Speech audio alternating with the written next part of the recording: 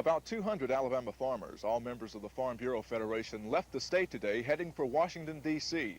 A delegation of about 50 left Montgomery's Danley Field.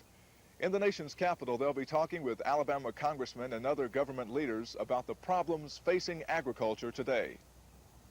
Goodwin Myrick, president of the 217,000-member Alabama Farm Bureau, says the number one problem facing farmers is inflation. Myrick adds their main objective is improving net farm income, and this can best be achieved, he says, with less government restrictions. We as farmers want to achieve 100% of parity, but we want to achieve it at the marketplace and not from government warehouses. We want to sell directly to the consumer and not to the government. We feel that this would make a healthy agriculture. One member of the Farm Bureau delegation heading for Washington is James Gachet. Gachet grows peanuts in Barber County. He'll be testifying before a congressional committee on the plight of the peanut farmer. Present, the cost of production is not is greater, that is, than the returns that we are receiving on peanuts. We hope to ask for an increase in the support price of quarter peanuts. The Alabama group will be joined in Washington by Farm Bureau delegations from several other states. The farmers are hoping to impress upon the minds of government leaders that unless action is taken to bolster farm income, the family farm will eventually disappear. Michael Jones, WSFA TV News. I don't really know how it came about, but J.P. Jones started this 20 years ago. He was an active J.C. at that time, and they were looking for a Ways and Means project, and I don't really know where the idea came up with, but it's certainly worked out to be a real big thing here in Opp. That's Opp JC President Paul Wise, and he's talking about the Rattlesnake Rodeo. The rodeo is an annual event in the southern city, designed primarily by the Civic Club as a fundraising event. The rodeo was postponed last week due to rain, and threatening skies prevailed over today's event, but the clouds contained themselves long enough for the day to get off to a good start. How about the snakes? Where do they come from? Who gets them? We've got, this year we only had 8 guys that hunted the snakes, and they brought them in just from local areas around here. I don't know where they hunt them. I don't ask them their trade secrets. Is there a competition to the hunting of the snakes? Yes, the one that brings in the most gets a cash prize, and the one that brings in the second most gets a cash prize, and the one that brings in the largest gets a cash prize. So there's extra benefits available for those that will hunt them. What were some of the, who got the most, who got the biggest? Ruby D. Jones happened to bring in the most and the largest. He brought in 31, and his largest snake was 11 3/4 pounds. That paid him an extra $200 just for prize money. Okay. Anybody get bit in the process of all of this over the past 20 years? We have only had one guy that was a member of the JCs that got just glazed, I could say, and he didn't even really nauseate him. So I guess it really just got his trouser legs or something, but it didn't hurt him. It's drawn a lot from out of state and even, well, out of Opp, out of state elsewhere, isn't it? Yes, they come in from several states. Normally in the afternoon during the snake race, Mr. Don Cook with our local radio station here gets the crowd to tell where they're from, and there'll be probably 15, 20 states represented easily. Where are you originally from? Connecticut. Had you ever heard of a rattlesnake rodeo before? No, this is the first for me. What's your initial impression? Well, a little bit of confusion. I didn't know exactly what it was about, but I guess it had to do something with snakes. What made you come? Curiosity. The rodeo began several weeks ago with a beauty contest, then the annual Johnny Bowles golf tournament. The weekend activities included the snake show, arts and crafts, a snake hide auction, the Fort Rucker skydiving crew landing their helicopter for display, live music, and finally the World Championship Buck Dance contest.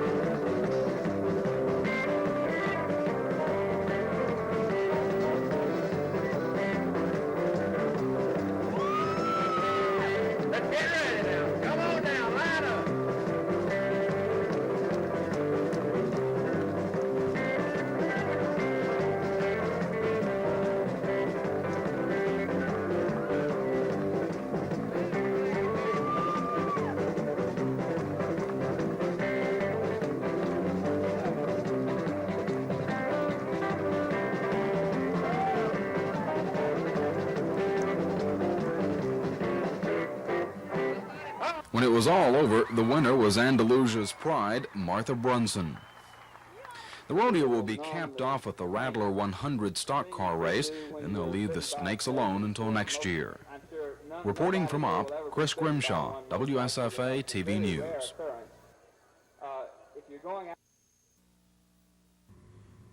Robbery and Homicide Bureau of the Detective Division developed a suspect known as Indian, and through a dispatch to the surrounding cities,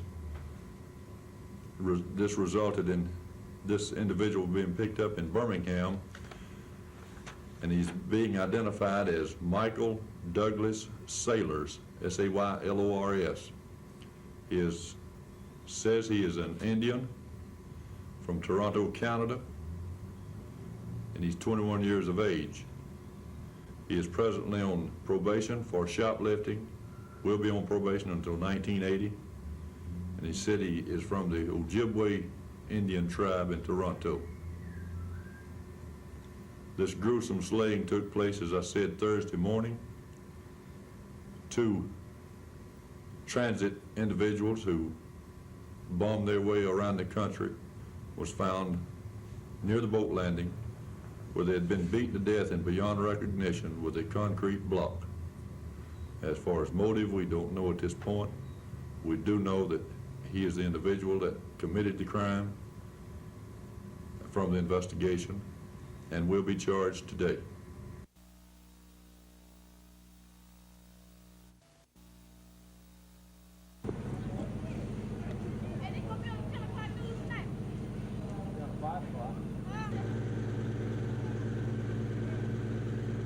Had 4 units of the Montgomery Fire Department respond. When they arrived on the scene, they found that the building was well involved. The building is apparently unoccupied, and as far as a source of ignition or cause of fire, it's undetermined at this time. Are you suspecting arson since it was unoccupied? Well, arson or vandalism, children playing in it or something of this nature. Of course, it's a little premature to tell at this time. Any injuries or anything to either people around or fire people? None that I know of.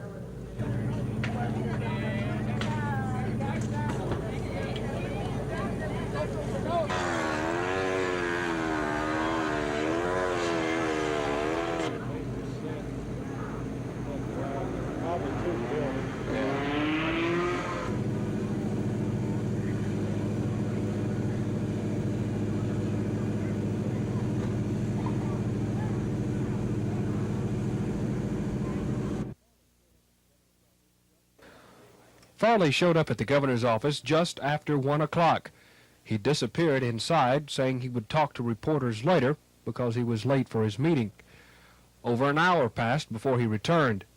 When he did appear outside to meet reporters, he showed no hesitation in answering questions about the meeting he had just completed with Governor Fob James. I asked to see Governor James, and I came to see him and to talk to him, and I did talk to him about my concern over the industrial development situation in the state, my concern over our reserve levels that will be available to us now in the middle and late 80s.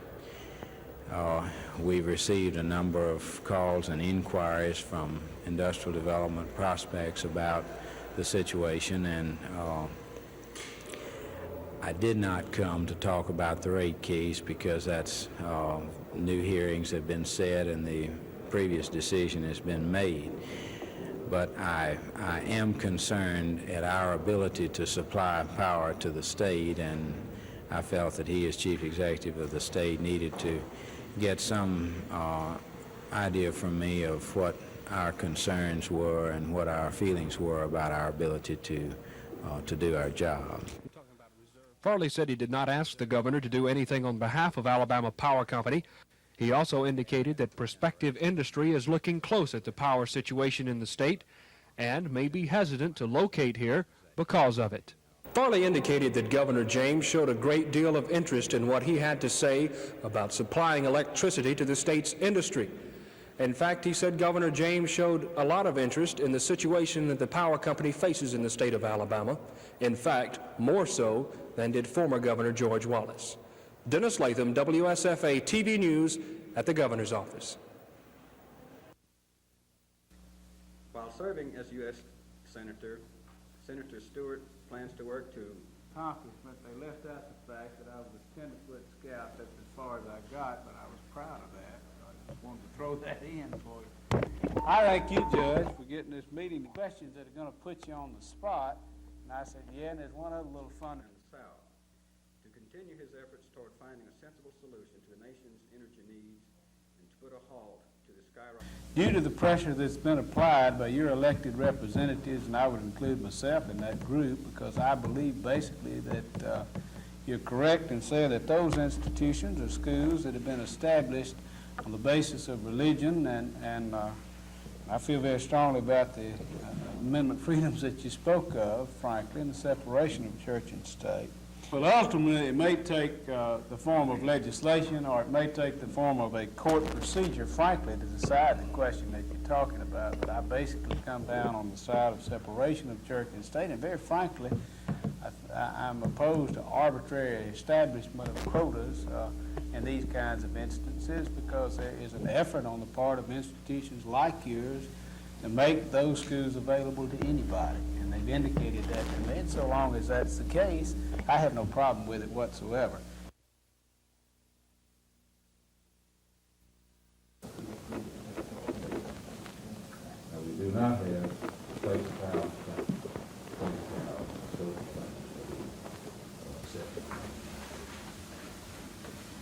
case. Next item I'd like to find notice that we'll be utilizing in this area for the two shifts at each facility. Now this will be a major facility work. Two shifts, and we're covering the kitchen to be operated at, so that's the additional person.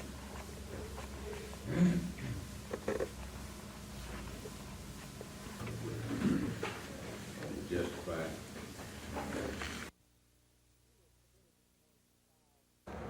We were permitted this morning to file with the court an amended and supplemental complaint in the case that we had originally filed on February the 14th. And our contentions are basically the same, and that is that there's no statutory authority for the Public Service Commission to grant an interim or emergency rate increase, especially under circumstances where the Commission has previously ordered that the company's rate filing be suspended for the statutory period as provided in the Alabama Code. We are also challenging numerous secret meetings and ex parte meetings that we allege occurred with the Commission both prior to and subsequent to the hearings that were held on the company's emergency request.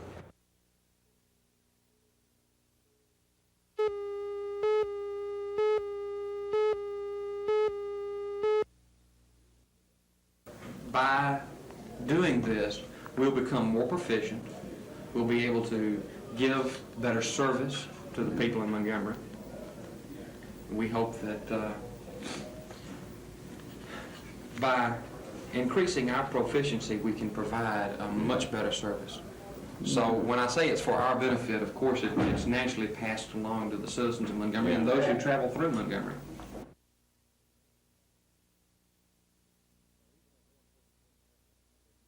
Well, we've had law enforcement personnel for a number of years, but the Minimum Standards Training Act, I guess, is the main thing that brought it on. Our people were required to go to the academy and receive 240 hours of training, and part of this training was in firearms. And we felt the added emphasis there in the firearms training merited our people wearing the weapon. What advantages do you think this or anything beneficial will come about from this? Well, certainly one thing, our people will be law enforcement and be recognizable as such. And I think the public will react to that favorably for us. What about the case of woods arson? Well, the main thing they are wearing the weapons for is for the wood arsonist. And we're trying to catch those people, and being law enforcement, maybe it'll help some.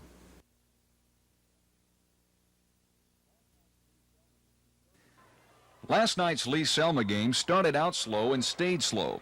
Both teams committed turnovers frequently in the first half, and the offensive displays weren't exactly explosive. But nevertheless, Lee and Selma played aggressively. That basket was by Joe Rowe of Lee, the big center who scored 7 points in the game, but they were all in the first half.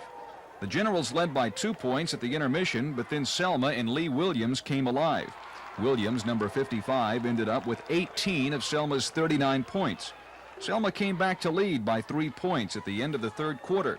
This basket by Williams put Selma ahead by 7 points in the final quarter. But Lee didn't quit. The Generals came back to within 3 points here, but Selma maintained their lead by clutch free throw shooting near the end of the game. This last second shot by Lee went in at the final buzzer, but the game belonged to Selma, 39-36. James Spann, WSFA TV Sports.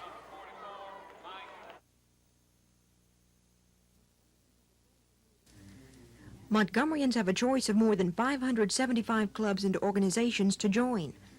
The Community Services Division of First Alabama Bank of Montgomery publishes a booklet listing many of these groups, and according to Vice President Jen Mooney, the clubs vary in size and purpose. About 150 of them would be professional organizations composed of people with a professional affinity of some kind.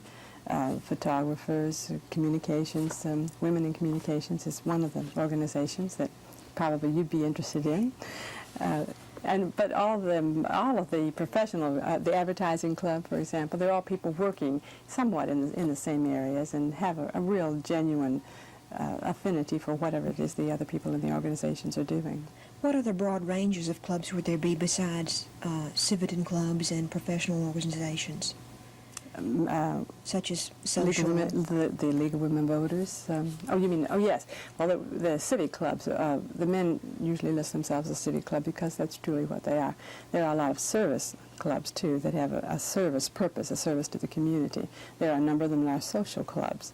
There are a number of them that are cultural organizations, literary organizations, such as the Creative Writers and the Pen Women, and then there are the Art Guild, which is a cultural organization. All of these organizations, I think, represent a number of people who simply have a common interest and want to be with other people who are also interested in the same thing, whatever it happens to be. There is even a Montgomery Spinsters Club and a Dog Obedience Club. With such a wide variety of organizations in the city, a person interested in joining a club would only have one problem: deciding which group to choose. Elaine Stewart, WSFA TV News. The man Governor James picked to handle the state's finances is not new to money management. Dr. David Bronner is the director of the Retirement Systems of Alabama, a job he will retain in addition to his new duties. In introducing Bronner, James said one reason for the selection was to even out the ranks of Auburn and Alabama people on his staff. Most of you are familiar with Dr. Bronner's background, his capabilities. You know, he's done an outstanding job in the post that he has held and will continue to hold. I became interested in him for several reasons. We were getting a lot of adverse publicity about the Auburn Mafia being down here.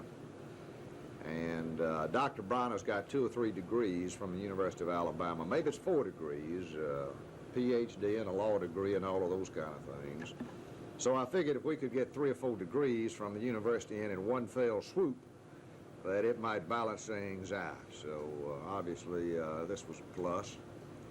Bronner explained to reporters that he wanted to bring with him the philosophy of the state's retirement system, which he pointed out has made $15 million in 4 years.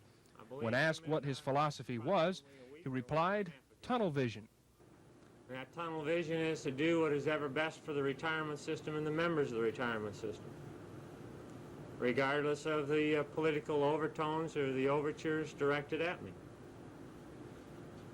And what I like to do is incorporate that, as I said, on my rule of 8, whether I last 8 hours or 8 years, on the same philosophy.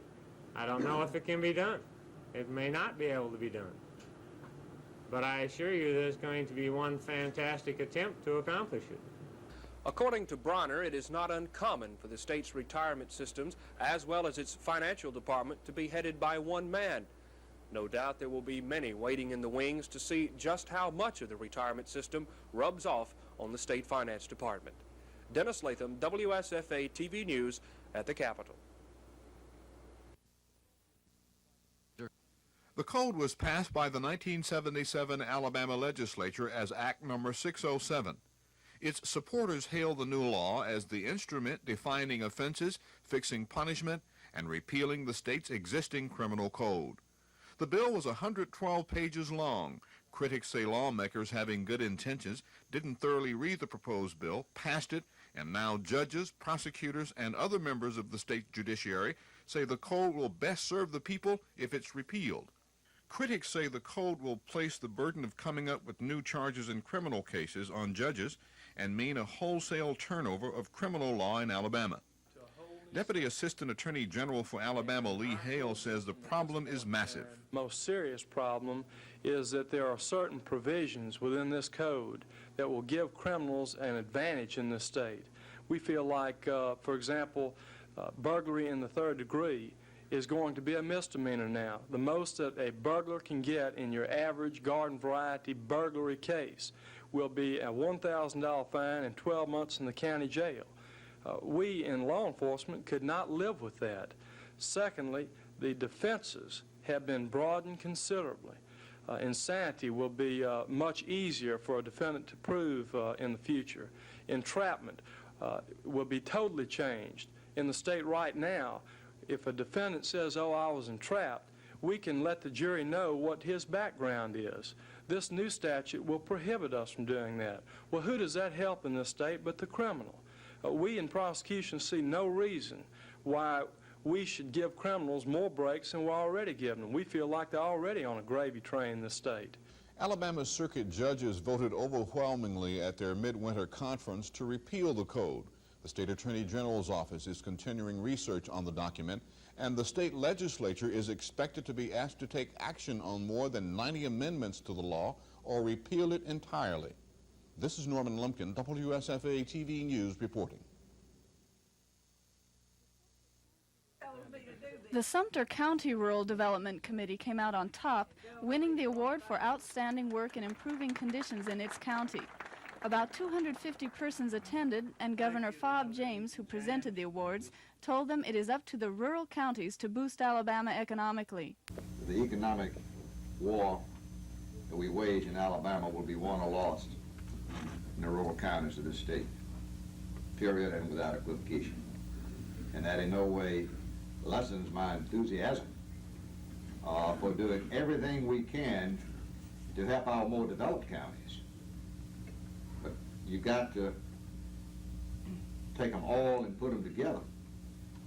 And where the problem is, we've got to raise up that level to bring the average of the state up. The governor stressed the importance of better roads in rural areas, tourism, and what he called hardcore marketing of Alabama and its products. He said if the rural areas of Alabama aren't developed, the entire state will suffer. Lisa Nielsen, WSFA TV News, reporting.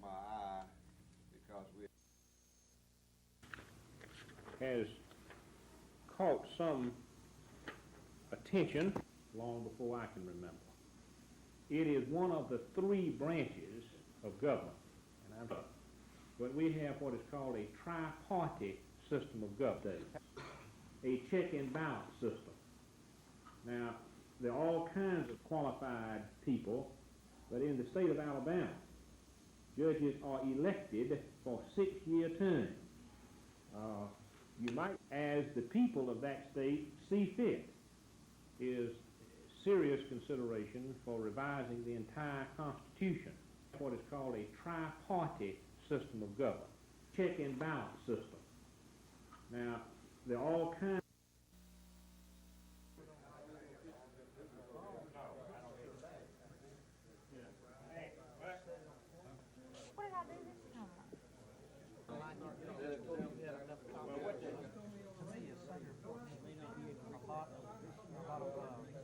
In the past, we haven't had the circus except on rare occasions here in Montgomery, insofar as the shrine was concerned.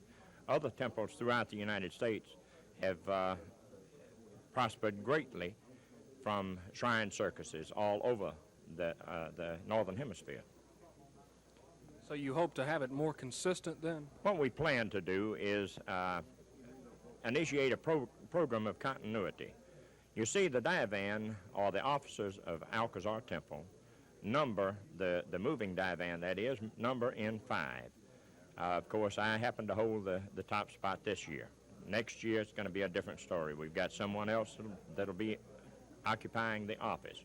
But we have an agreement between the top 5 officers of the temple that it will be a program of continuity.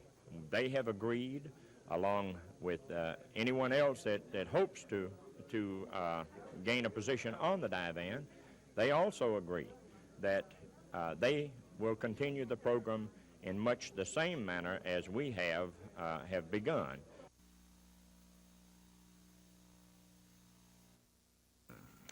Well, let me just say that the undercurrents in this investigation concerning with gambling and gambling didn't comment at this time on the significance of 1st of April, other than to say that I think that it would say that after being here since October 1, 1970,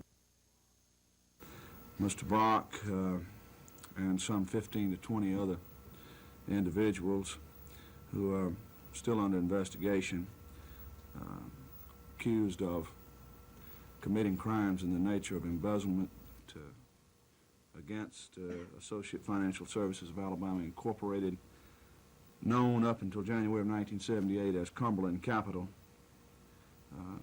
in the amount of a conservative, very, very conservative figure, on the low side in the neighborhood of $600,000, up to $1,349,666.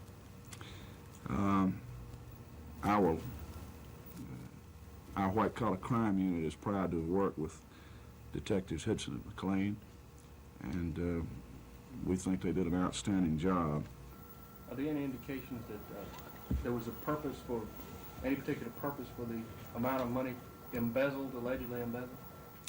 There are overtones and undercurrents in this investigation which deal with gambling. I don't want to in any way prejudice any of the defendants by making allegations which are not provable in court. Well, let me say at this stage there are certain undercurrents dealing with high wagering, gambling, that sort of thing, and we think that be left at this point without any further comment until such time as trial time begins.